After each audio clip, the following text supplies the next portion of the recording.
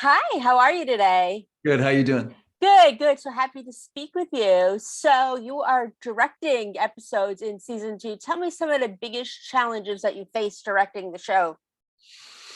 Um, One of the things that we were trying to do with episode 5 was tell a story concurrently as it was moving ahead in time, sort of as it happens, but also showing flashbacks of where she's disappeared to.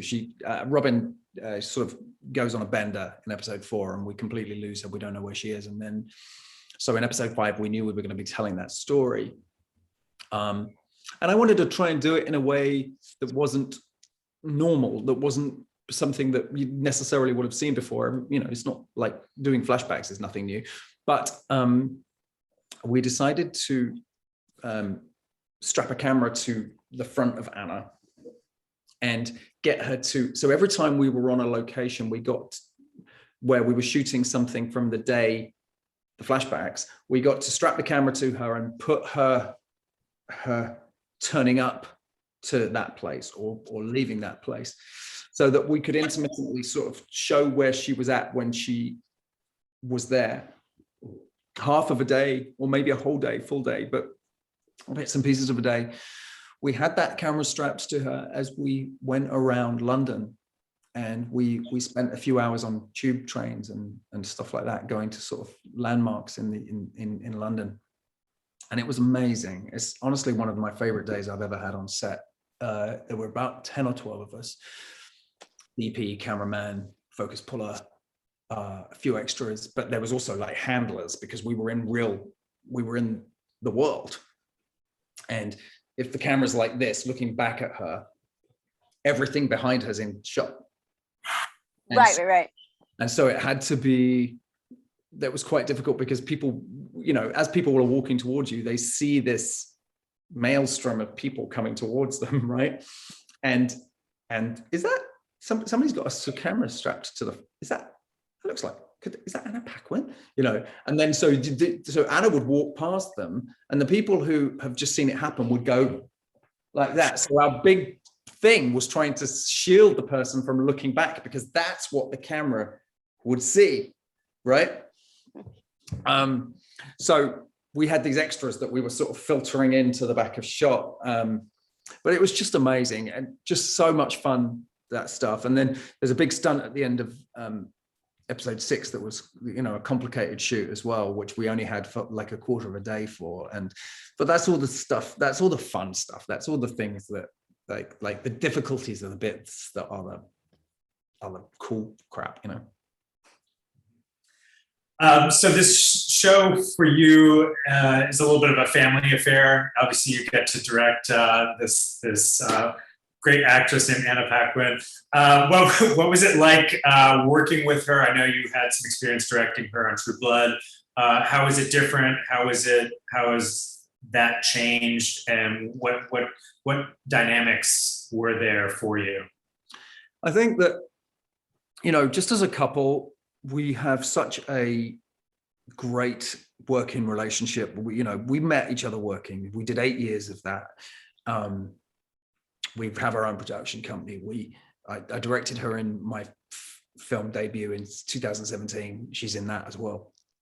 So there is a sort of familial shorthand that we have. We had developed the show from like 2014, 2015. We were looking for something that was the sort of diametric opposite of who Suki was.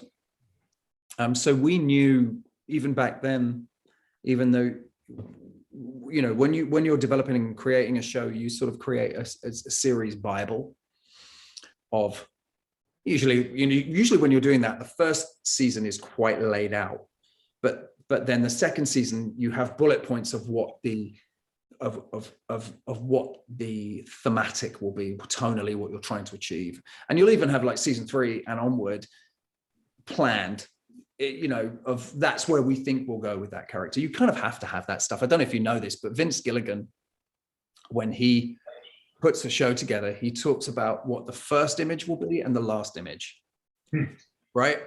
So, which I think is really interesting. And so we definitely had that in our in our mind. So we knew coming into season 2 what season 2 was going to be, and we knew that we were taking her, you know, literally Dante's Inferno. We're taking her to the bottom. So it just so happened that I was working in Calgary as an actor, but knew that I was going to be directing at some point, and it just so happened, because of the way that it timed out, that the second aspect was going to be possibly the last 2 episodes, and that's how it worked out. And I'm kind of glad, because it's a very emotionally wrought 2 episodes for Robin, and so I'm really glad it was me. I think Anna was glad that it was me that was doing it, because of our comfort level together, and it meant that we could be authentic and go to the place that you need to go to shoot that sort of difficult stuff, you know. And what would you say were some of your favorite memories about directing, other than getting to work with Anna? I mean, so I did a show called Men Only back in 1999 for Channel 4 in the UK. And it was a nutty show. Not sort of unlike where this goes to in some ways, actually. Me, Mark Warren, Martin Freeman, and directed by Peter Weber. It was the thing that he did before he did not Girl with the Dragon Tattoo, Girl with the Pearl Earring. Slightly different. But that was where I met Mark Warren. So we played opposite each other in that. And he plays Tom. He plays the love interest from season 1, and then he comes back in season 2, and I got to direct him. So just from a pure, like, personal level, selfish personal level, he's one of my best friends. And so having him and Anna on set together and spending the whole day with Mark, just like dream come true. We just giggle a lot, and we're very stupid, and we take the piss out of each other constantly. And so that was just like that stands out. That stands out because it's so much fun. Episode 6 of season 2 all takes place in a TV studio as an hour before the show's about to air, and it happens in real time. And my friend Kevin Bishop plays this crazy TV presenter who's gone off the rails, and Kevin is hilarious. And we laughed so much that a lot of the footage wasn't usable because the cameraman was holding the camera on his shoulder. We were doing a lot of handheld stuff, and he was laughing so much that the camera was wobbling. And in the end, we had to get a sandbag and create like handheld laughing, because you just literally couldn't do it because we were laughing so much. And those are the things, like, it's those moments of just silliness, you know.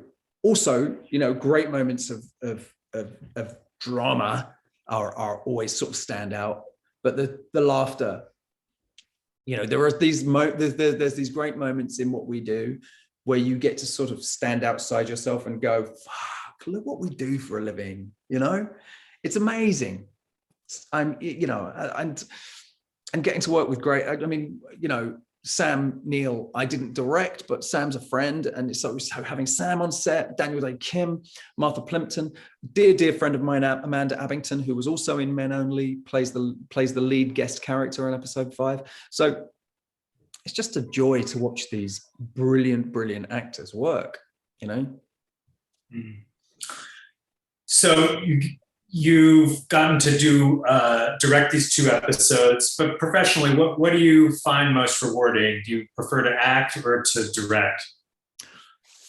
It's a really difficult question, because everything I ever wanted when I was a kid, like the escape that I got in life, was from acting. It's like I started doing like community theatre when I was really young, just like little amateur groups and stuff, and school plays, and it was where I found like the most freedom as a human, I suppose. And so it's always been a part of me, being able to sort of lose myself in a character and not be me for a bit, I guess. I'm sure a psychologist will have a fucking field day with that, but but there's always been an aspect of me that wanted to direct. There's always. I started my own theatre company when I was 16 with some friends, and I was the director of it. And so it's not like this is a new thing for me. That's, you know, that theatre company is still going 35 years later, you know. And so in fact, I just realized we need to have an anniversary, because it's 35 years. It's fucking crazy. So it was always a part of me. I've never really wanted to act when I've directed. Obviously, a lot of people do that. It's never been something that I particularly wanted to do, but I love being on the other side of the camera and creating and watching actors create. And like anything that we do in life, just tiny little infinitesimal miniature tweaks, like some tiny thing that you say or do can change something, and it takes on a whole new life. And I love the creative element of it. So I don't ever see a world where I won't do both. But I think I'm prepping a film right now for the end of the year and to direct. And I'm about to go and act in one, and I'm prepping one that I'm about to direct. And I'm really looking forward to the acting gig, but my eye is on the directing. Interesting. So what else are you going to do? You act, you direct. What else are you going to throw in there? Writing, producing? I need to sort of think of some kind of. I did a lot of sourdough baking, like the rest of the fucking world. I recently have been making pasta with my kids. I feel like I need something silly. And I feel like I need some kind of stupid thing to take me away from the, you know, I don't know. I need to make some kind of blancmange. I need to like create some dessert or something. I don't know.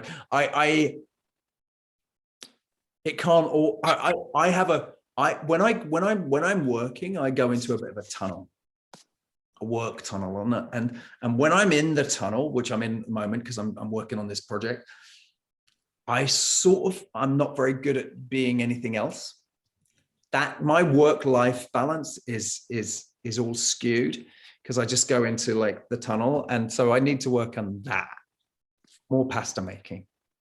Oh, yum. I love it.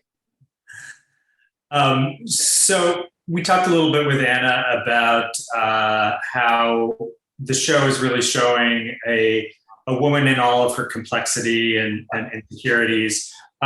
What's something that what do you see as the portrayal of women on the show, and what is this show bringing to the conversation that might be different than some other shows out there?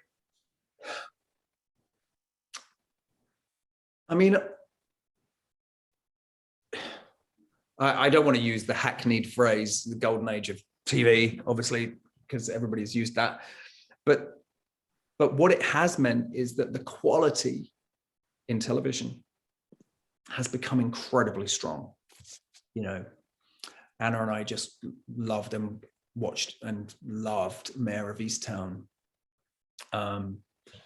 And there's an English show that's just opened that I really, really cannot wait to get my VPN active on. But what it means is that the quality of what people are doing and the scraping away at the surface of humanity that's going on is incredibly deep and detailed right now. And so our show